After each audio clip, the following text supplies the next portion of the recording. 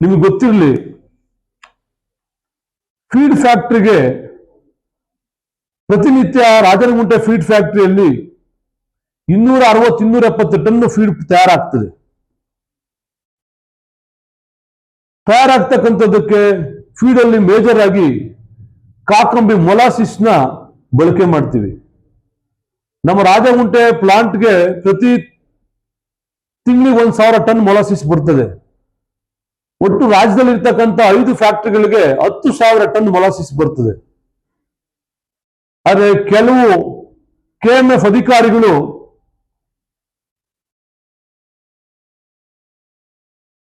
ರೈತರಿಗೆ ದ್ರೋಹ ಮಾಡ್ತಕ್ಕಂಥ ಕೆಲಸವನ್ನು ಮಾಡಿದ್ದಾರೆ.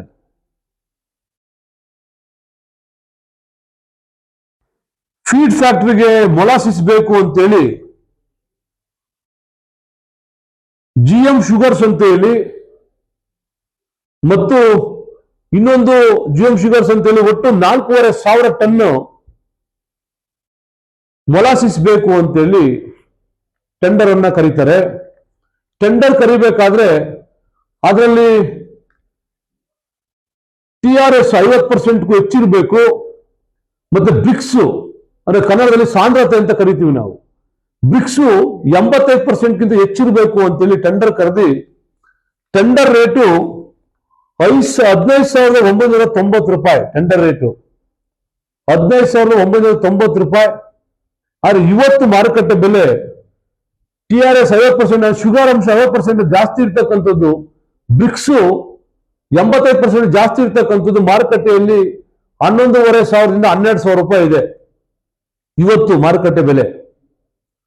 ಆದ್ರೆ ಇವ್ರು ಖರೀದಿ ಮಾಡಿ ಇದನ್ನ ಸಪ್ಲೈ ಮಾಡಬೇಕಾದ್ರೆ ನಮ್ಮ ಆಫೀಸರ್ಸ್ಗಳು ಅಂದ್ರೆ KMF ಆಫೀಸರ್ಸ್ಗಳು ರಿಪೋರ್ಟ್ ಆಗ್ತಾರೆ, ಟೆಕ್ನಿಷಿಯನ್ ರಿಪೋರ್ಟ್ ಆಗ್ತಾರೆ, ಇದು ಸರಿ ಇಲ್ಲ, ಬ್ರಿಕ್ಸ್ ಕೂಡ 85%ಗಿಂತ ಕಡಿಮೆ ಇದೆ, TRS ಬರೀ 20% ಇದೆ ಅಂತ ಹೇಳ್ಬಿಟ್ಟು ರಿಪೋರ್ಟ್ ಹಾಕಿ ತಗೊಳ್ಬಾರ್ದು ಅಂತ ಹೇಳಿ ಅಧಿಕಾರಿಗಳು ಮೇಲಧಿಕಾರಿಗಳಿಗೆ ಹಾಕ್ತಾರೆ.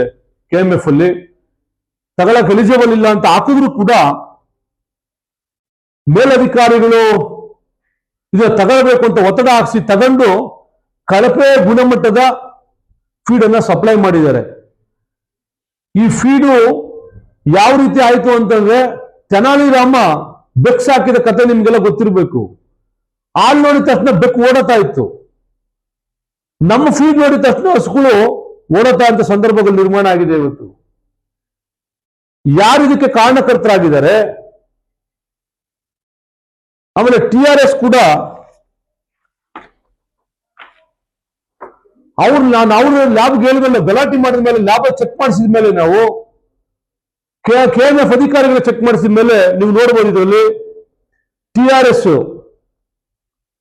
GM ಶುಗರ್ಸ್ 23% ಇದೆ, 50% ಇದೆ, ಹೆಚ್ಚಿರಬೇಕಿತ್ತು. ಮೈಲಾರಿ ಶುಗರ್ಸ್ ಬರೀ 20% ಇದೆ. ಅಂದ್ರೆ ಎಲ್ಲ ಕೂಡ ವೇಸ್ಟ್ ಆಗಿ ಬಿಸಾಕ್ತಕ್ಕಂಥ ಪ್ರಾಡಕ್ಟ್ ನ ತಗೊಂಬಂದು ರೈತರಿಗೆ ಫೀಡ್ ಅನ್ನ ಮಾಡಾಕ್ತಿರ್ತಕ್ಕಂಥದ್ದು. ನಿಮ್ಗೊಂದು ಅಂದಾಜು ಹೇಳಕ್ ಬಯಸ್ತೀನಿ ನಾನು, ತಿಂಗಳಿಗೆ 10,000 ಟನ್ ಮೊಲಾಸಿಸ್ ಖರೀದಿ ಮಾಡ್ತಾವ್ರೆ ಅಂತಂದ್ರೆ ಒಂದು ಟನ್ ಬೆಲೆ ಬಹುಶಃ 20% ಇರ್ತಕ್ಕಂಥ ನನ್ನ ಪ್ರಕಾರ 7,000 ರೂಪಾಯಿ ಇರ್ಬೋದು ಮಾರುಕಟ್ಟೆ ಬೆಲೆ. 7,500 ರೂಪಾಯಿ ಇರ್ಬೇಕು. TRS 20% ಇರ್ತಕ್ಕಂಥದ್ದು ಮಾರುಕಟ್ಟೆಯಲ್ಲಿ ಇವತ್ತಿನ ಬೆಲೆ ಒಂದು 7,500 ಇರ್ಬೋದು. ನಾನು ಅವಾಗಲೂ ಹೇಳಿದೆ ನಿಮ್ಗೆ, TRS 50% ಮೇಲೆ ಇರ್ತಕ್ಕಂಥದ್ದು ಕೂಡ ಇವತ್ತು 11,500ರಿಂದ 12,000 ರೂಪಾಯಿ ಇದೆ. ಇವ್ರು ಖರೀದಿ ಮಾಡಿರ್ತಕ್ಕಂಥ 15,990 ರೂಪಾಯಿ ಖರೀದಿ ಮಾಡಿದ್ದಾರೆ. ಅಂದ್ರೆ 7,000 ಇಂಟು 15,999 ರೂಪಾಯಿ ಅಂದ್ರೆ ಹೆಚ್ಚು ಕಡಿಮೆ 8,500 ರೂಪಾಯಿ ಡಿಫ್ರೆನ್ಸ್ ಇದೆ ರೇಟಲ್ಲಿ. 8,500 ಇಂಟು 10,000 ಟನ್ ಅಂತಾರೆ ತಿಂಗಳಿಗೆ ಎಷ್ಟಾಗ್ತದೆ ಅಂತ ಅಂದಾಜು ಮಾಡಬೇಕು ನೀವು. ವರ್ಷಕ್ಕೆ ಎಷ್ಟಾಯ್ತು?